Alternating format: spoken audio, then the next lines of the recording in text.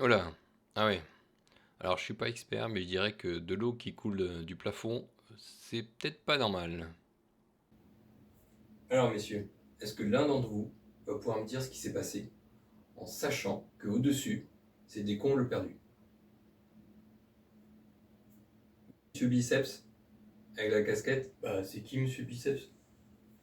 C'est où? Ah bah non, moi c'est Brian. Bah c'est simple, il pleut et il y a une fuite dans le toit. Pas mal, mais il pleut pas.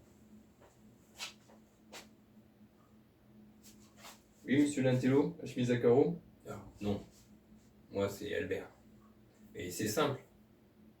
Ok. Vous avez une clim avec une pompe de relevage, elle s'est bouchée, et du coup ça a fait une fuite. Malheureusement, j'ai pas de clim. Là, je comprends pas. C'est tout bonnement improbable. Justement. C'est pour ça qu'on va monter et voir ce qui se passe. Allez, on y va. Ce qui s'est passé, c'est que ma VMC est littéralement tombée sur mon faux plafond. Et pourquoi? Parce qu'elle n'a pas été posée aux normes. Première chose, si vous avez votre moteur de VMC qui aspire et qui crache l'air à l'extérieur de la toiture, qui est placé dans les combles perdus, donc c'est-à-dire des endroits pas chauffés par rapport à la maison, il faut impérativement que les gaines de la VMC dans la partie froide soient isolées. Pour éviter justement que l'air qui est à 18 degrés de votre maison passe par les gaines qui, elles, sont par exemple à -7 l'hiver, fasse de la condensation. Sinon, la condensation se stocke pour peu que vous avez mal posé vos gaines, comme c'est le cas chez moi, dans les gaines et voire même dans le moteur de la VMC. Donc écoutez, je vais vous faire voir un peu les photos des dégâts. Comme vous pouvez voir, ça a été vraiment fait n'importe comment. Les gaines ont été juste posées par terre et elles ne sont surtout pas isolées, ce qui a créé des vagues où l'eau a stagné. Il y a même des endroits où ce qui devait arriver a été arrivé, c'est-à-dire qu'il y a eu des trous dans les gaines, vu qu'elles ne sont pas protégées et mis par terre. Vous voyez qu'on recrachait l'air dans la laine de verre. Du coup, ça a stocké de l'eau dans la centrale de la MMC, ce qui du coup l'a alourdi bien sûr. On voit même que l'entretien n'a jamais été fait. Et bien sûr, au bout d'un moment, à force du poids, la corde qui retient la VMC est tombée. On voit bien encore là le placo où on a eu la fuite et on voit les gaines qui ne sont pas isolées. Voici les 4 types de VMC qu'on remonte. Donc celle qui est tombée chez moi, c'est une VMC simple flux basique. Donc c'est-à-dire une VMC qui aspire en permanence l'air de la maison, mais qui aspire beaucoup d'air et tout le temps. Vous avez possibilité aussi même d'augmenter la puissance dans des cas où à la cuisine vous en avez besoin. La VMC simple flux Hygro type A, c'est une VMC qui aspire en continu. On peut jamais varier sa vitesse. Par contre, les bouches d'aération sont automatiques selon l'humidité qu'il y a. Vous verrez par la suite, c'est celle que j'ai choisie dans mon cas. La B, c'est simplement la même chose, mais à la fois les bouches d'extraction et les entrées d'air sont hydro-réglables. Pour la VMC double flux, c'est pas pour mon cas à moi, c'est utile pour les maisons récemment construites ou les maisons qu'on veut passives. C'est un système de ventilation qui récupère la chaleur de l'air qu'on extrait pour préchauffer l'air neuf qui rentre.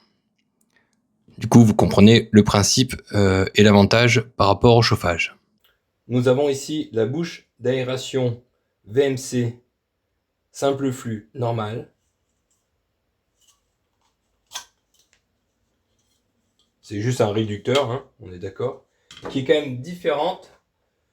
Ça, c'est la même en 80. Ça aussi, c'est du 80, ça, c'est du 80. Simple flux hydro A est la même taille. Et vous voyez qu'il y a une différence, vu qu'elle est hydro, il y a une collerette anti-humidité aussi.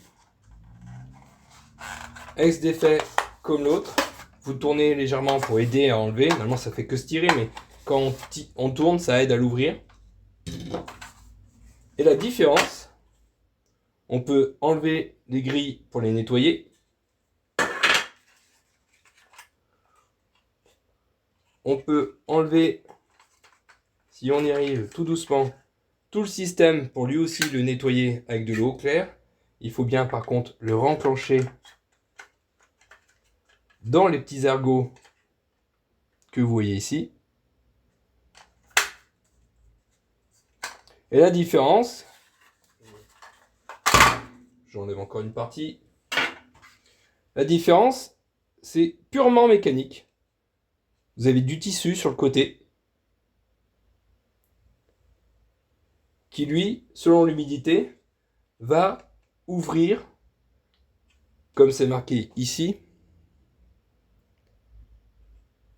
salle de bain, donc c'est des 81, de 10 à 40. Donc là on est à 10, et là on sera à 40. C'est le trou qui s'ouvre pour aspirer 10 mètres cubes ou 40 mètres cubes par heure. Ok ? C'est ça l'hydro. Selon l'hydrométrie, selon l'humidité, la lamelle ici de tissu va du coup pouvoir vous ouvrir ou vous réduire quand vous prendrez une douche ou que c'est humide. Ok ? Une fois que vous avez fait le choix de votre VMC, il faut faire les mesures, regarder ce qu'il vous faut et bien sûr passer la commande. Donc dans mon cas, j'ai 3 salles de bain WC en 80. Donc il faut 3 bouches d'aération, une bouche d'aération en 125 pour la cuisine, les gaines correspondantes, le caisson de VMC et la bande d'aluminium pour faire l'étanchéité au niveau des raccords. Donc vous voyez à peu près le montant que ça fait. Ensuite tout le matériel, et ben là, j'ai envie de dire, pas le choix.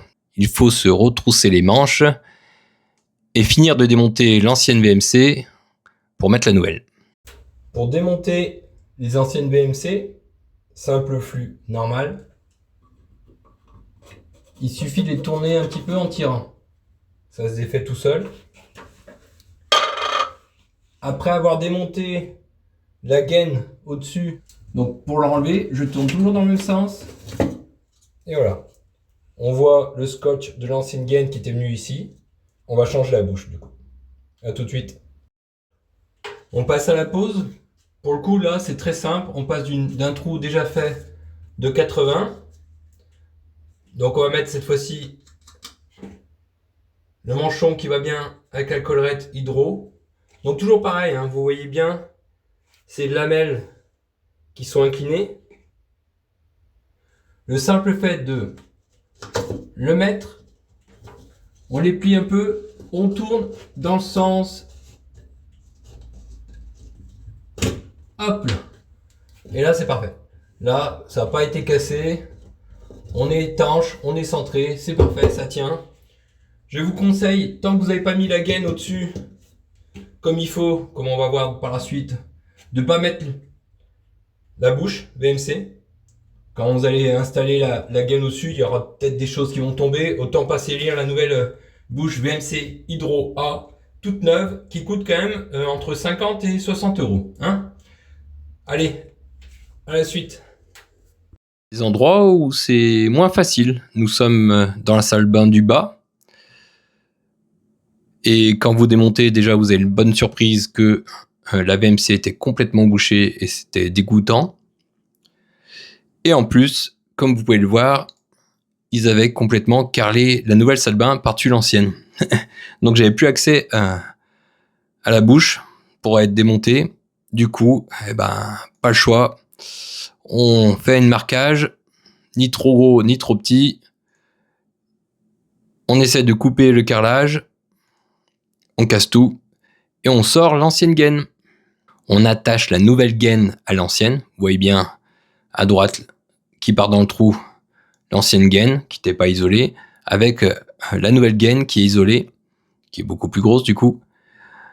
Et puis on croise les doigts pour que tout ça arrive directement en bas, bien sûr. On s'aperçoit que ils ont jamais fait le passage comme il faut, donc j'ai dû casser encore du placo qui est à gauche là pour pouvoir ressortir ma nouvelle gaine qui est plus grosse.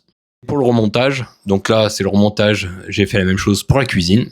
Vous sortez bien la nouvelle gaine, vous l'accrochez une nouvelle bouche d'aération. Donc là, on est à la cuisine, donc c'est une 125. Vous mettez le scotch pour que tout soit bien étanche. Vous ramenez la laine de verre isolante de la gaine et vous la serrez avec un collier. Vous renfoncez le trou, dans le trou que vous aviez fait légèrement plus gros, justement pour pouvoir mettre tout ça, mais pas trop gros. C'est-à-dire que là, on voit bien que il n'y a rien qui dépasse. Vous voyez bien la nouvelle gaine qui fait un coude et qui est bien tendue. Et vous voyez le résultat final. L'avantage avec les nouvelles bouches Hygro A, c'est qu'elles sont beaucoup plus grosses que les anciennes bouches basiques, ce qui fait que ça recouvre même les zones de peinture qui ont été abîmées. Et passer toutes les gaines, que vous les avez accrochées avec des colliers sans serrer trop fort pour qu'elles restent à leur place, vous avez bien mis une inclinaison régulière et que tout est prêt, et ben il ne reste plus que la pose du caisson du VMC. On a bien notre câble d'électricité qui arrive, on le branche, donc là c'est du basique, comme je vous dis, il n'y a pas de variation de vitesse. Et une fois qu'on a branché tout ça, on peut poser avec les ficelles qui sont fournies bien horizontalement la centrale VMC, et du coup on est parti pour la raccorder à l'extraction. Donc la même chose, on lui met la gaine de 125 ou 160 pour aller dehors, sur le toit. On la scotche, on lui remet son isolant et on remet le collier et tout est bon. Connecter les 3 salles de bain et la cuisine. Donc ça, c'est la 125 de la cuisine. On fait la même chose. Au final, on voit les gaines qui sont bien avec un angle. Il n'y a pas de coude. Il n'y aura pas de risque d'avoir de l'eau qui condense. Encore moins vu que les gaines sont isolées. Elles n'auront pas froid. On voit ici une salle de bain, la cuisine en 125 un plus grosse qui vont dans la centrale VMC. Et de l'autre côté, j'ai un toilette et une salle de bain du bas. Vous voyez aussi que j'ai la laine de verre. Ceci est un autre projet. Si la vidéo vous a plu, n'hésitez pas à mettre un petit like et à vous abonner. Ce qui me permet de savoir si les vidéos plaisent, comme elles sont faites, si je dois continuer ou pas. Et surtout, ça peut vous permettre de voir la prochaine vidéo qui va arriver où vous verrez concrètement à quoi sert d'avoir une bonne VMC qui fonctionne. Allez, je vous dis à la prochaine. Merci à tous.